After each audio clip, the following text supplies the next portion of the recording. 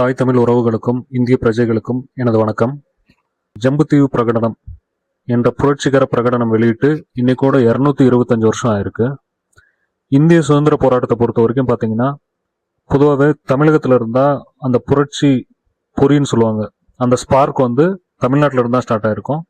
ஆனால் பெரிதும் நம்ம இந்திய சுதந்திர போராட்ட வரலாறுல அது எங்கேயும் புத்தகத்திலேயோ இல்லை வரலாற்று ஆவணங்கள்லையோ அதை உயர்த்தி நீங்கள் பார்த்துருக்க மாட்டீங்க.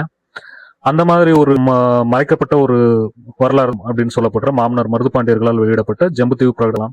முதல்ல பாத்தீங்கன்னா, ஜம்புத்தீவு என்ற சொல், அதாவது இந்தியான்ற ஒரு பெயர் இந்திய தாய்நாட்டுக்கு கிடைச்சது 1950. இந்தியான்ற பேர் எதுக்காக வருதுன்னா, சிந்து நதி பாய்கின்ற ஒரு நாடு அப்படின்றத தழுவி இந்தியான்ற பேர் வெள்ளக்காரங்க வைக்கிறாங்க.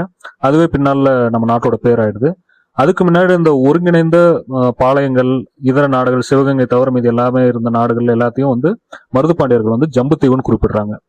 இது ஒரு பக்கம் இருந்தாலும், அதாவது என்னைக்குமே நம்ம எப்பயுமே ஒரு அவங்க சிவகங்கையோட ராஜாவா இருந்தா சிவகங்கையை பத்தி பேசியிருக்கலாம், அவங்களோட மக்கள் உரிமை, அவங்களோட போராட்டம், அவங்களோட ஒடுக்குமுறையை பத்தி பேசியிருக்கலாம். அவங்க அதை தாண்டி பேசுறாங்க. அதாவது இந்தியா, இன்னைக்கு இருக்கிற இந்தியாவில் அனைத்து பாளையத்துக்கும் அனைத்து நிலத்துக்கும் உண்டான சுதந்திரத்தை பத்தி அவங்க பேசுறாங்க. அது அதை படிச்சீங்கன்னா ரொம்ப கடுமையான வார்த்தைகளை பிரயோகப்படுத்திருப்பாங்க சின்ன மருதுபாண்டியர். காரணம் என்னன்னா, அது ஒரு ஆதங்கமா எடுத்துக்கணும். என்னைக்கும் ஒரு மென்மையான ஒரு இதுல எந்த ஒரு புரட்சியுமே பண்ண முடியாது. அந்த மாதிரி கடுமையான சொற்களை அவங்க பயன்படுத்திருப்பாங்க. இழிப்பிறவிகள், ஐரோப்பிய இழிப்பிறவிகளுக்கு வேலை செய்யும் இந்தியர்கள், துரோகிகள், உங்களுக்கெல்லாம் எதுக்கு மீச அப்படின்ற மாதிரிலாம் அந்த வார்த்தை பிரயோகங்கள் எல்லாம் இருக்கும். இந்த மாதிரிலாம் இருக்கிற போது இதுல நம்ம என்ன ஒரு இதை புரிஞ்சுக்கணும்னா, அவங்களோட தொலைநோக்கு சிந்தனை எப்படி இருந்திருக்கு. அதாவது தன்னோட நாடு மட்டும் இல்லாம ஒரு பரந்த சிந்தனை. ஒரு இன்னைக்கு இருக்கிற பிரதமர் மாடின்னு வைங்களேன், இன்னைக்கு இருக்கிற பிரதமர் எப்படி ஒரு மாநிலத்தோட நலன் மட்டும் பார்க்காம, ஒரு நாட்டுல எத்தனை மாநிலங்கள் இருக்கு, எத்தனை மொழிகள் இருக்கு, எத்தனை கலாச்சாரங்கள் இருக்கு, எல்லாத்துக்கும் முக்கியத்துவம் கொடுக்க வேண்டிய கடமை இருக்கோ, அதே மாதிரி அந்த ஒரு மெச்சூரிட்டி, ஒரு தொலைநோக்கு பார்வை அந்த காலத்துல மாமன்னர் மருதுபாண்டியருக்கு இருந்திருக்கு. இதை திருச்சி மலைக்கோட்டையில தான் முதல்ல ஒட்டுறாங்க. இதுல பாத்தீங்கன்னா ஒரு 4 மாச இடைவெளி, அக்டோபர் 24 இருந்து 27 கண்டினியூஸா படுகொலை நடத்தி கிட்டத்தட்ட 500க்கும் மேற்பட்டவர் மருதுபாண்டியர்கள், அவரோட ரத்த உறவுகள், வாரிசுகள், பெண் குழந்தைகள் எந்த பேதமும் இன்றி 3 நாள் 4 நாள் அப்படின்னு சொல்லுவாங்க. அதாவது தொடர்ந்து தூக்கில போட்டே இருந்திருக்காங்க அப்படின்ற ஒரு வரலாற்று குறிப்பு ஒன்று இருக்கு. அதே மாதிரி மாமனார் மருதுபாண்டியர்களுக்காக அவர் உறவுகள் மட்டும் உயிரிடல, பல வேற்று சமூகத்தினர், அதாவது அந்த நாட்டுடைய பிரஜைகள் நிறைய பேர் அந்த உயிர் தியாகத்துல இருந்து கலந்துருக்காங்க. இந்த மாதிரி எல்லாம் இருக்கிற வரலாற்றை நம்மகிட்ட கொண்டு போய் சேர்க்காம நம்மளை சுத்தி இருக்கிற அரசியல் மிக நுண்ணிய அளவுல வேலை செய்யறாங்க.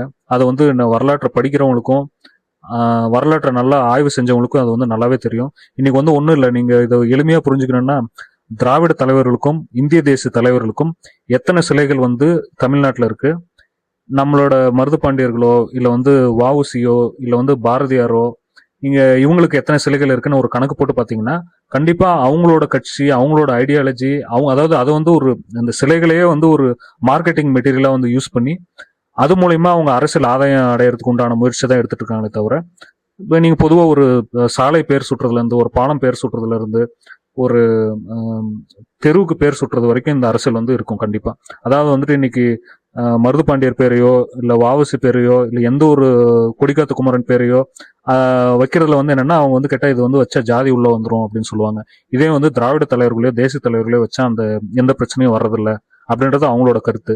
சரி, ஏன் இந்த தலைவர்கள் ஜாதிய வட்டத்துக்குள்ள அடைக்கிறாங்க அப்படின்றது ஒரு அலசல் நம்ம ஒரு பார்வையா பார்த்தோம்னா, இவங்க எந்த ஒரு முயற்சியும் எடுக்க மாட்டாங்க. அதாவது ஒரு ஜம்புத்தீவு பிரகடனமான ஒரு ஒரு விழாவா இருக்கட்டும், ஒரு குரு பூஜை, ஒரு நினைவேந்தல், இந்த மாதிரி எதுவுமே நடத்த மாட்டாங்க. அவங்களோட தலைவர்களுக்கு எல்லாம் பண்ணுவாங்க. அதாவது என்னோட அப்பா ஒரு பெரிய தியாகி அப்படின்ற போது நீங்க கொண்டாடல, நானும் கொண்டாடலன்னா அது நல்லா இருக்காது இல்லைங்களா? என்னோட அப்பாவை நான் கொண்டாடி தான் ஆகணும். அந்த மாதிரி ஒரு சூழலுக்கு இவங்களே அனைத்து சமூக மக்களையும் தள்ளி விடுறாங்க. அதை பின்னாடி அதுக்கு ஒரு ஜாதி சாயம் போட்டு, அது ஜாதி சாயத்துக்குள்ள, ஜாதி வட்டத்துக்குள்ள தலைவர்களை அடைக்கிறதுல திராவிட கட்சிகளும் தேசிய கட்சிகளும் தான் பின்னாடி இருக்குது அப்படின்றது தெள்ள தெளிவா தெரியும். ஏன்னா அவங்க நினைச்சிருந்தா இப்ப அவங்க அரசு இந்த விழா நடத்தினா ஏன் சமூகங்கள்லாம் தனிப்பட்ட முறையில நடத்தி இது ஒரு பெரிய இதா பிரச்சனையா இருக்க போகுது, அரசு விழாவே நடத்திட்டு போயிடலாம்ல.